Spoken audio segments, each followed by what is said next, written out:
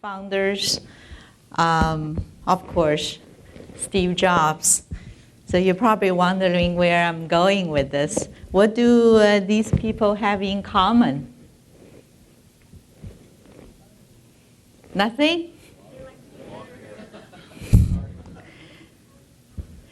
The thing they have in common is they are not as smart as this gentleman in this picture on the very right side. And it's my great pleasure to introduce to you our next speaker, Scott McNealy. I'm sure a lot of you know a lot more about Scott than I do, so I probably don't need to repeat his bio. As all of you know, Scott and the rest of the founding team have set gold standard for network computing, which is really very relevant to what we spend time to talk about today. So we had a chance to meet with Scott, talk about his, prior to his presentation for about an hour, talk about his passion for education, talk about how Currichy can help Texas ISDs to take technology in education to the next level. So more to come. We thought that it was a great honor just to have him here to present. So now we're looking forward to a lot more contributions Scott and his organization at Currichy can bring to Texas. So without further delay, I want to introduce to all of you Scott McNealy. Thanks, Jane. It's great to be here. I really appreciate all of you hanging in here as long as you have today. I know it's tough to sit and listen to all these talking heads all day, but that's what you force the kids to do, so I guess it's only fair. And thanks to Jane and Huawei for setting this up. A very, very worthy cause. You might wonder, I hadn't seen those pictures in a while. It's been a while since I was in the piñata as CEO of Sun Microsystems, but those of you who've been CEO, you'll know that's exactly the description. You wake up every morning knowing you're going to get hit by a 2x4 from some unknown direction at some unknown time during the day. But it's been nice to be outside of that piñata. But I got involved in education. We, by the way, do I push this button here? Is that the one? Let me see if that works, or if I get to my slideshow.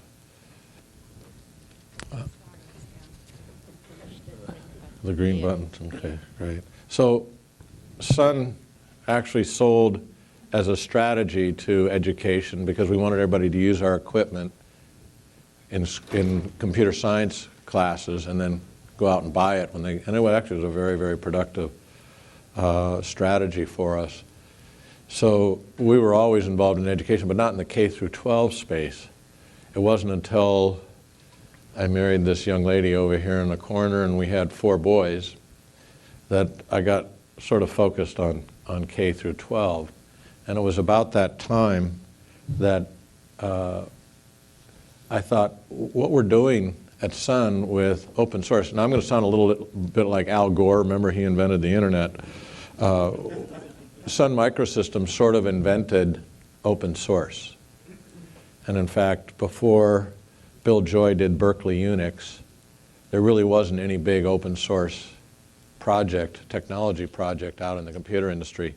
And we started Sun. We took TCP IP. We were the first company to put IP on every computer that ever shipped back in 1982. Microsoft caught up in 1998 and started putting IP in Windows at that time, to give you an idea of how early days we were. And we took NFS and open sourced it. I'll never forget the DEC and Data General executives in our shop who thought, you're going to give that away for free?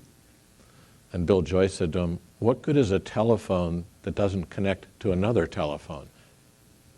About as useful as a file system that doesn't connect to other file systems. So the NFS technology got open sourced. We open sourced our operating system, Sun OS, and eventually Solaris was the standard for open source. We open sourced Java.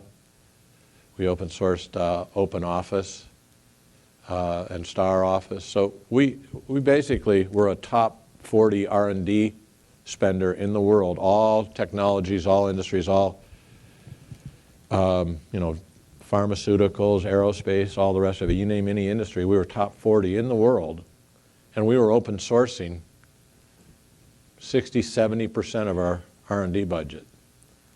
And I think we probably open sourced more than the rest of the world combined in terms of enterprise companies, in terms of dollars of R&D. Unfortunately, a guy bought our company and he missed the sharing class. He dropped out before he took the sharing class, so there's no real ringleader in the open source community for technology anymore, even though open source still continues as a strong force. It just doesn't have that big enterprise leader.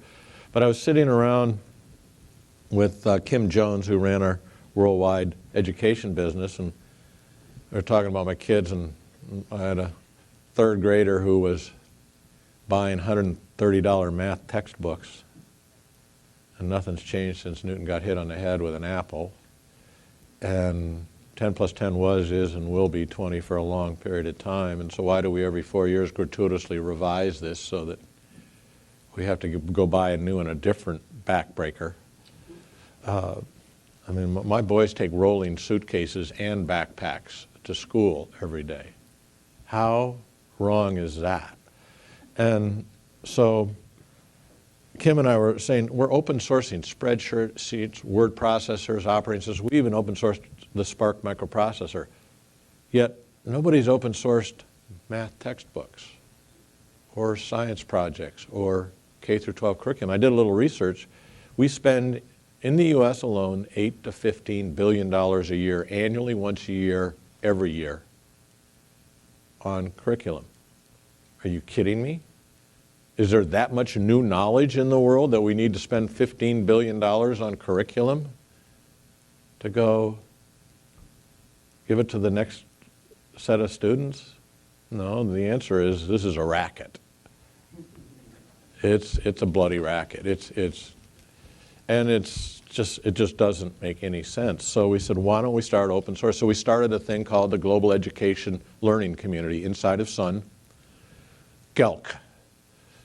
The acronym wasn't very good. So anyhow, it took off and it started doing really well. So we spun it outside of Sun because we said it's a bigger deal, and hired an executive director. And eventually when Oracle bought Sun and Kim wanted something to do, she took over. So now Kim Jones is actually running what we renamed Curriki, as in curriculum and wiki. And I'm going to talk about that today and how you all might use that. This is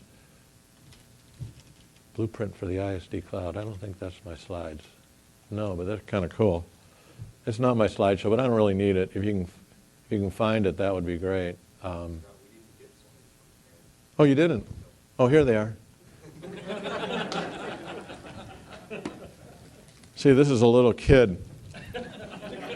There's a little kid reading, using a very nice Huawei media pad.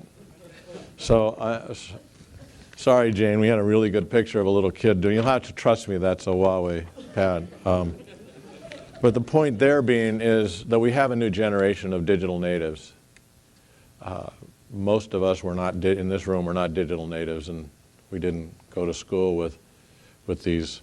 In fact, Jane's daughter goes to the same high school, Harker, in California, that my 4 boys attend. And I'm going to have to turn on my phone because it might mess up something. But I just got an email today. I was going to read it. I won't wait to read it. The email said, our history class for one of my sons is now allowed to use e-text. They have just today changed the policy to allow people to bring their computer into the classroom. Now, this is one of the top academic schools in the country. Harker, their debate kids are all nationally ranked. Harker had more Intel National Science Project finalists than any high school in the country.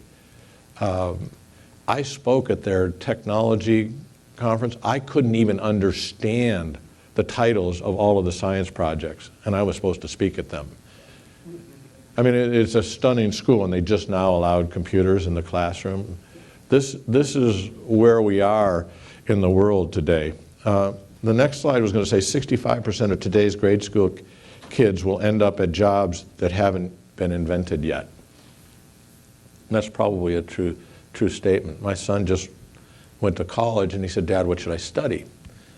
And I said, the job is going to be data scientist. 30 years ago, it was computer scientist, but you couldn't get a computer science degree 30 years ago. It was electrical engineering was the closest you could get. Right now, every school offers a computer science degree. The new big job is data scientist. But there's no data science. He's going to Stanford. Stanford is the center of big data. The center of the big data universe doesn't have a data scientist degree. So I explained to him how to assemble one out of we went through and I said, make sure you take these math class statistics, make sure you take some economics, a little poli-sci, this, that, and the other thing. And boom, he'll be able to come out and say, I'm a data scientist, even though he doesn't get an actual degree. But that'll be very valuable. That is the job, sort of like when I grew up and watched The Graduate, plastics. My first job was at Rockwell International in plastics, so it worked for me. So the point is that the curriculums are never going to move as fast, especially printed curriculum approved by the state standards, and all the rest of it is never going to move fast enough to keep up. I mean, that moves at the speed of Congress when everything else is moving at Moore's Law, where technology has the shelf life of a banana. And so we have to get online because there's no way, we have to move at the speed of light with curriculum as we move forward.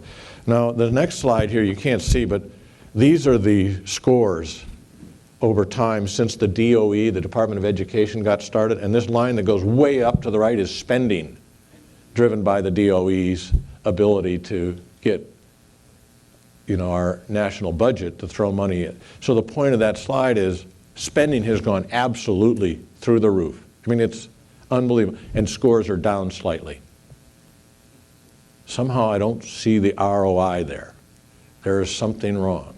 And it's because this has become a big business that's not necessarily focused on making things happen. I'm going to tell a little story on the Department of, I gave a speech a little while ago called Sequester the DOE, like into oblivion. Just eliminate it, and we'd have far more money. But anyhow, and then this slide is too cool for school, and that's the example of even a place like my kid's private school where I'm paying huge bags of money, and they don't allow computers in the classroom. This is in the middle of Silicon Valley. This is San Jose, California. It's pretty stunning. So, Curriki is our answer to one part of the challenge out there of driving education.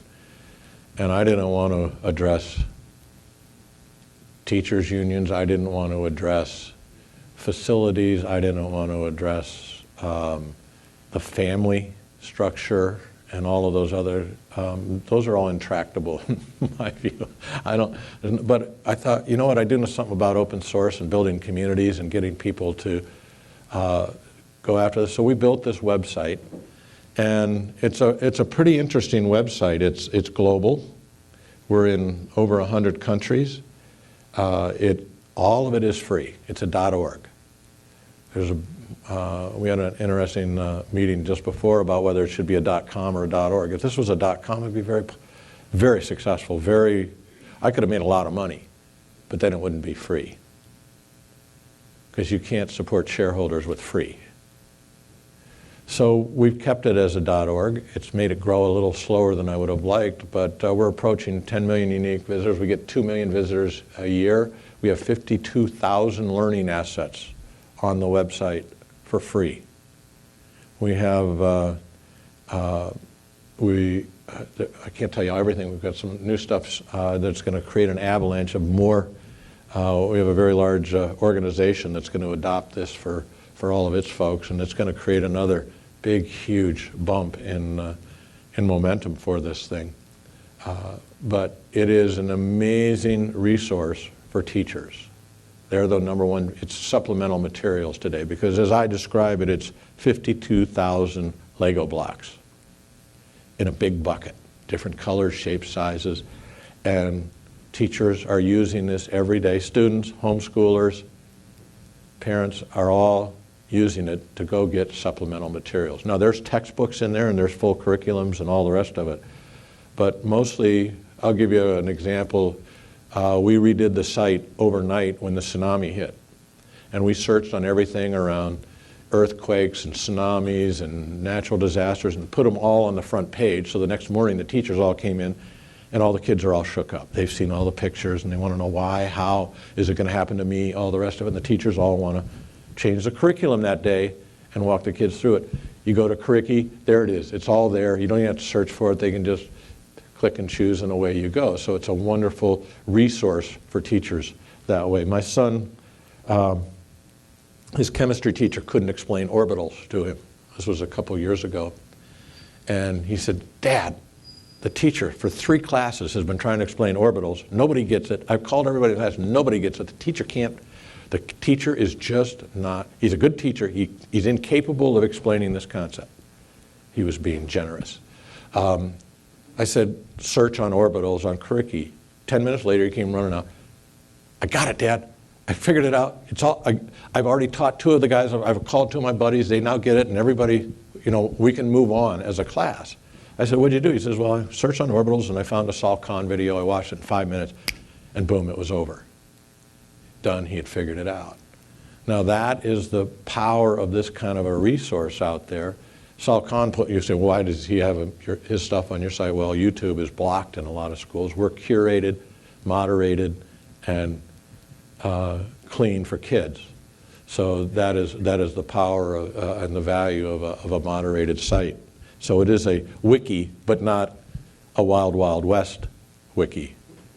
It is an approved for K through 12. So we've spent a ton of time and energy building the site up and getting any and everybody who has something they want to share a place to put it, a place to tag it, a place. We allow peer review as well as our academic board reviews the content on the site. And we want to move to the next step. And so far it's been funded by a little bit of corporate sponsorship money and a lot of successful Silicon Valley friends of Scott, including myself, who have funded this thing to where we are today. The next step is, especially with this kind of product out here now, we can put this in the hands of every kid. And it's far cheaper to give them one of these than it is to pay the $130 times 7 textbooks that we're charging everybody. And they'll save on suitcase costs of hauling the stuff around. But we need to take the Lego blocks and turn them into Lego cars, trains, buildings, and that sort of thing. Like classes, like curriculum, like full semester classes. So instead of having just science projects or worksheets or textbooks, we want a full curriculum so that a teacher has a full self-paced, online, real-time scored, web-enabled, multimedia, free, open curriculum for each class that you will teach in your school districts. And we want to have them approved to the standards. Now, the standards was something we never really went after because we didn't have the money, because it was the Balkan states. Everybody had their own standards. Now with Common Core, we have something we can shoot at, and we want to go do. So we're cajoling. There's a very, very benevolent telephone company here in Dallas called AT&T who hosts our website for free. So all the storage, all the rest is all there. They handle it all. They handle the data center, and it's a very, very generous. They are also hiring us, because they're focused on STEM, to build out curriculum, to build out a Lego car. So they asked us to do 7th grade, I think it was 7th grade algebra. For about $35,000, they gave us a grant. We had all of the basic raw materials to build the car in Currichy already, out of those 52,000 learning assets. So we hired a contractor who searched, assembled, and filled in, applied a little spackle and paint, and boom, we had, in a matter of months, like 2-3 months, we had a full curriculum for algebra that is certified to the standards. I think it was either the Texas or the National Core Standards. Now, all we need to do is raise enough money with enough companies or through school districts banding together and say, why don't we all get together and fund us to go build out all the other Lego cars and buildings and roads and all the rest of it to get to the ultimate. Jane thinks my fantasies are a little geeky. My fantasy is that we build out all these Lego blocks into Lego Land, which is a full K-12 curriculum that's free, open sourced, and ready to go for all of you. And I mean, so here's the story that really drives me nuts. Is when I went to Secretary Spellings and Secretary Duncan under Obama, both of them, one was under Bush, and I said, give me $30 million a year for 5 years. And at the end of 5 years, I will eliminate the need for the U.S. to spend $15 billion a year. Now, does anybody know where you can take $150 million and get a $15 billion annual savings? Does anybody know any kind of investment where it's just fundamentally guaranteed? There's no question $150 million, and I can get that done in my mind. I can do, algebra for $30,000. Give me, it'll all be, anyhow, both of them looked at me and said, where are we going to get $30 million a year? We give all the money to the states to buy votes. They had no money. They looked at me like, that's a great idea. Get out of here. Good luck. Sequester the DOE. Take them out right now. Let's just, maybe the debt ceiling will not be a problem next week. Take out the DOE. I'm a little bitter. But we'll plug along and we'll get there without them. We'll get there without them. But the one piece that is not there, and everybody's worried about the standards. I'm not so worried about, I don't think that's going to change the world. It'll make it politically correct to use our stuff. But what's really going to change education in a big time way, and what I've come to believe, and it's not fair to say this is the Holy Grail, but in my view, this is my perspective as to what the Holy Grail is to changing education, is getting to real-time scoring. Now, in the computer industry and in the social media world, we call it gamification. What is gamification? That's where, when the kid's playing the game, the scoreboard is real time. And there's a leaderboard. And so you can see whether you're in first place or last place. When you do the little car driving game in the video arcades, you know what place you're in and you know what score you're getting in real time. And it's barking it out to you. Now, when you pick up a 3rd grade math textbook, do you have any idea where you stand in the class, locally, nationally, or globally? No, it's not gamified. There's no real time. You take a test, 4 days later, you get it back. Do you know 4 days in the life of a 3rd grader is like 10 centuries? But if you can get them to have a gamified learning experience, which can only happen if you get it online, if you get it real-time scored, and where most of that $150 million would go to is to getting a formative assessment in real time for the stuff we know is correct. It doesn't solve everything, I understand. But if you can get the basic facts and skills and knowledge out there and real-time scored, you will have the problem we have with our kids, which is when they get a self-paced, online, real-time scored curriculum, we have to tell them, step away from the computer. Go to bed. Come eat. You know, you can't, and my kids are not unique. I believe all kids love the gamification. They all love video games. Not all, but you know, the vast majority of them love video games because of the real-time scoring. And imagine you could study and do 4 hours of work on math and find that you moved up 4 percentage points nationally for kids your age. And if you spent 4 more hours all of a sudden you could, and you love math, and you can go as fast as you want and as hard as you want, and you can keep moving up that ladder. Imagine the change in education. So what we want to do is gamify this free and open source stuff and allow people to post to national leaderboards, local leaderboards, or whatever. I know there's a lot of politics and all of that, but I'll tell you what, my kids thrive in knowing how they do. And the kids all know how they're doing. There's no self-esteem loss. Let them go, let them find what they're good at. You know, kids are different at different things, and let them find out what they're good at as opposed to hiding that from them for fear that we're going to slow them down or make them. Anyhow, that's what I feel is the Holy Grail. That's what we're doing with OER. That's the big investment that we're making. Let me see if I missed anything else here. Did I mention it's free? Self-paced, real-time scoring. So what can you all do? What's the call to action here? One is make sure every one of your teachers, parents, and students know the resources out there. That's really easy to do. It's, you know, curricu.org. Secondly, each school district can host all of their stuff there for free. And, you know, I know Huawei would like to sell you a data center to go host this stuff, but you know, do that for all of your administrative stuff. But your curriculum, get out there where it can be shared.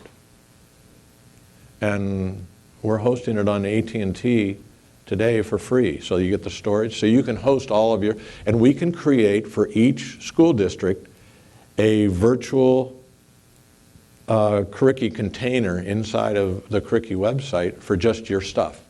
So your folks will know exactly where to go to find the stuff that's approved and uploaded by your school district.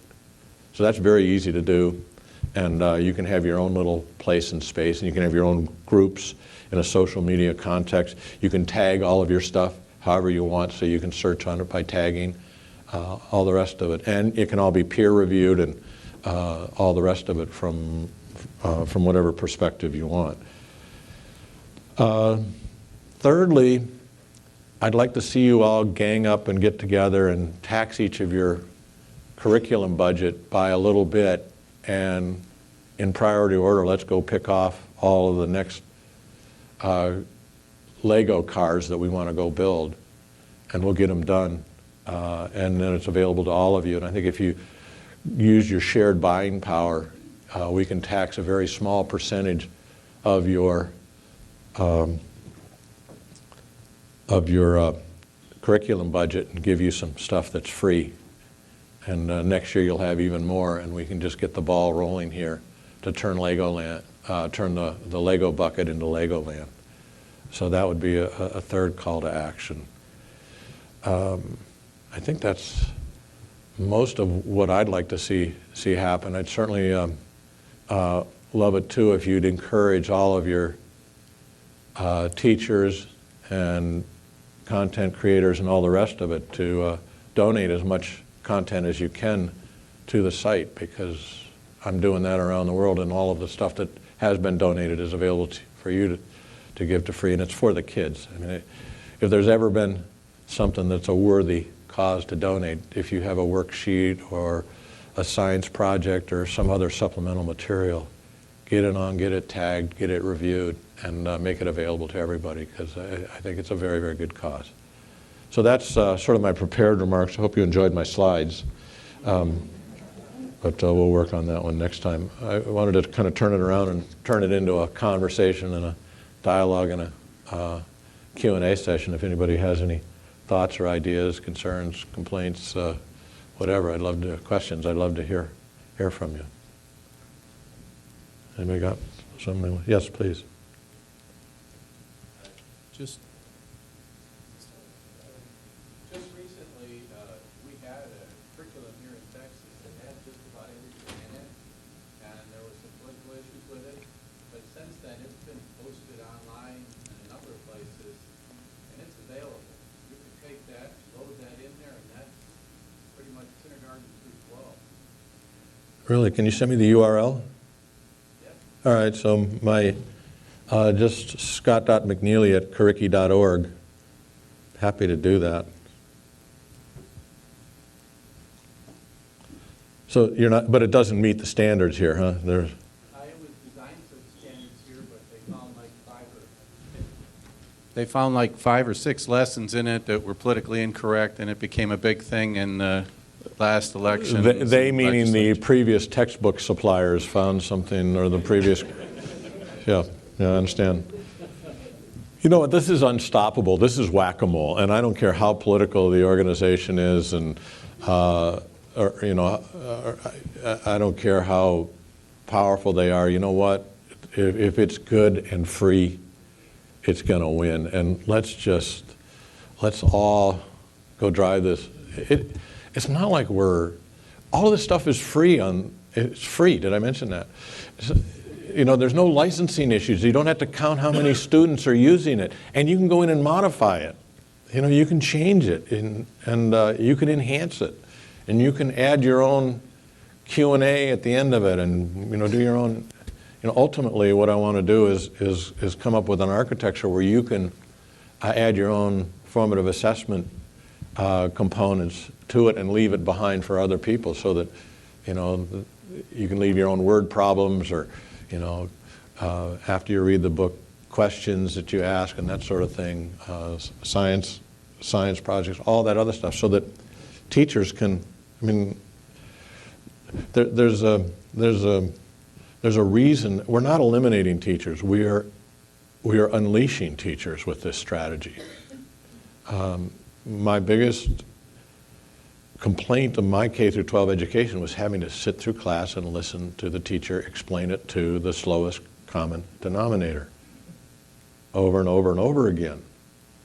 In an online environment, I got no problem that she's spending lots of time with George over here trying to get him caught up while I race ahead.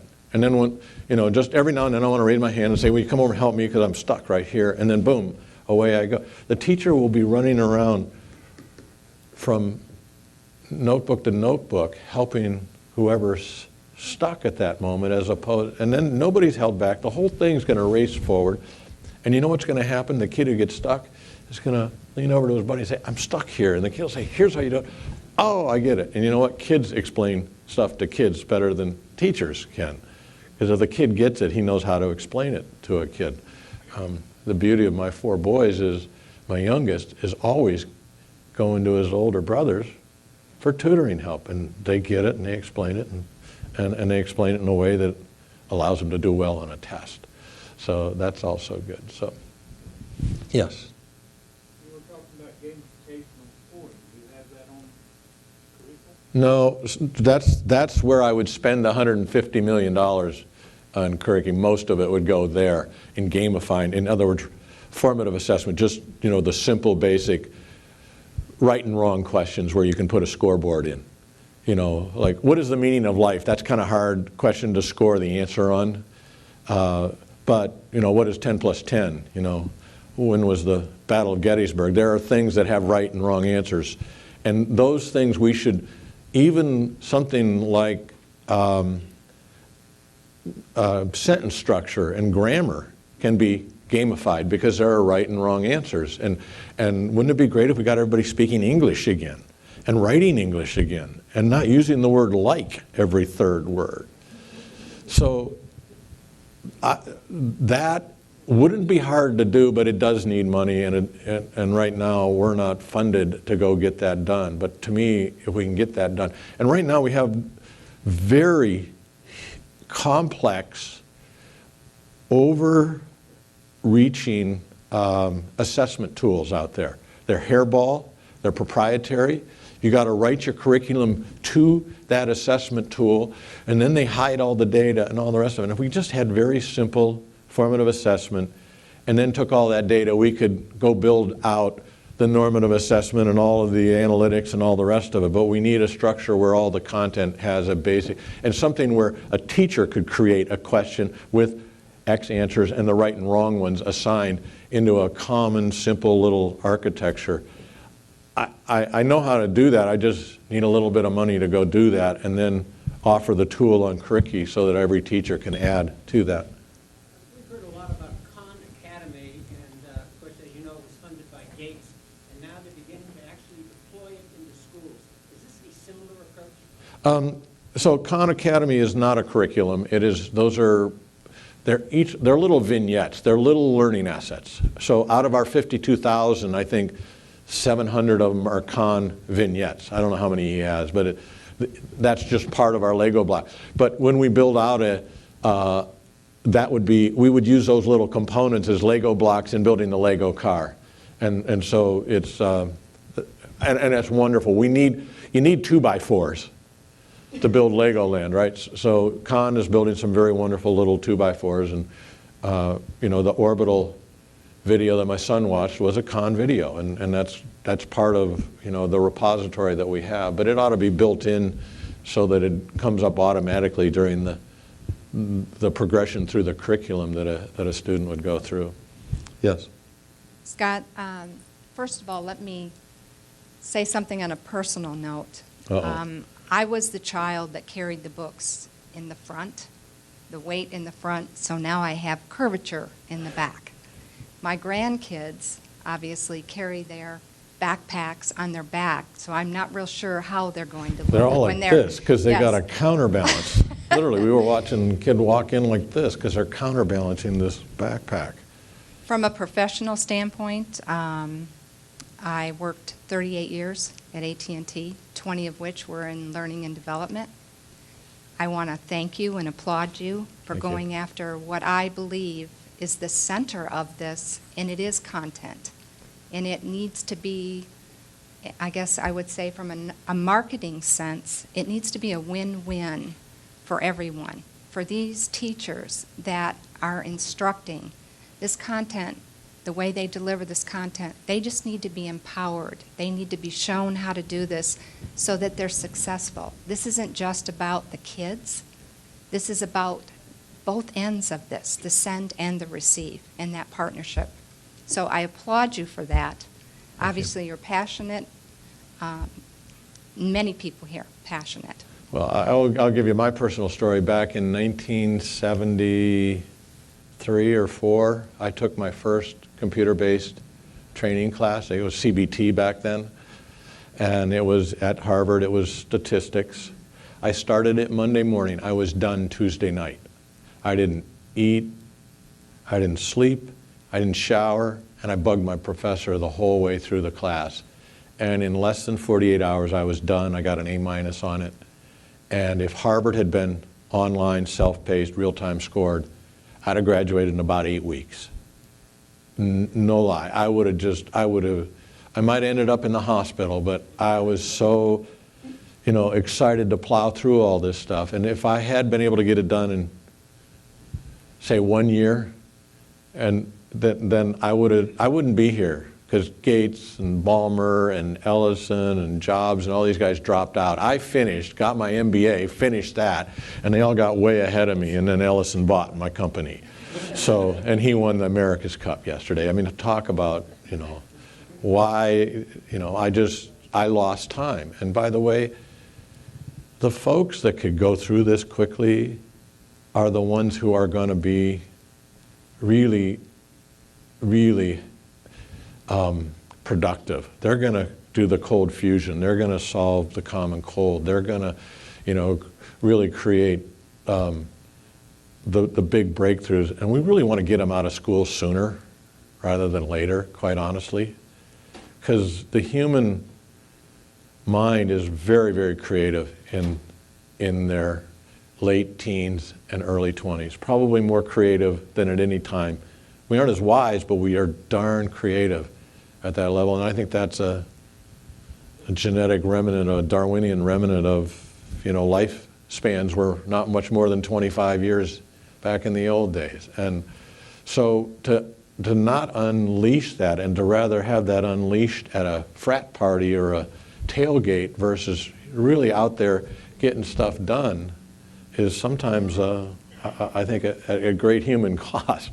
So I think the self-paced and allowing kids to plow through, I would guess a lot of you in this room would have gotten through high school if it had been more self-paced before the age of 18, had you been allowed to. And that might have been a good thing. Socialization doesn't have to happen in the classroom. Yes? That's why I think we won't get funded, because that's going to eliminate all this conveyor belt thing. Or what do you think of graduation, when and where? I couldn't agree with you more, and that's unfortunate, but we'll get there. Over time we'll get there. But it is still fascinating that we have all these resources. I mean, the Google search bar is the most powerful education tool that every one of your students uses. It really is. I think you are on the path of change, and you always change starts with one element. And if a lot of people were to be connected to you, particularly people who see the vision, and I think basically you need a grassroots organization of enlightened people to really make a change. Well, that's why we, quite honestly, built the curriculum. The thing that I miss about stepping down as CEO a long time ago and selling Sun was I had a really wonderful bully pulpit that got me traveling around the world and doing lots of big keynotes. And every speech, my marketing folks would say, don't talk about curriculum, that's self-serving. I would say, I'll tell you what, I would talk about curriculum and the vision, and that would give me license to sell Sun computers like crazy, like a snake oil salesman, and everybody would say, all right, that's cool, because he's pushing curriculum too. He's doing good stuff and great stuff. So I just wish I still had that bully pulpit. I don't have that anymore, although, I was on Squawk Box last Tuesday, and I made sure that I talked about curriculum and open source, and I'm doing everything I can to try and get this message out as broadly as possible. But I need your help. The call to action was make sure everybody in your community knows about curriculum. It costs me a lot of money, personally, the more I evangelize this thing, because I support it with my time and energy and all the rest of it. One last question, and then we'll let you go. Anybody got a last one? Great. Well, scott.mcnealy@curriculum.org. It's a nonprofit, so appreciate all the support and energy you can give us, and thanks for listening.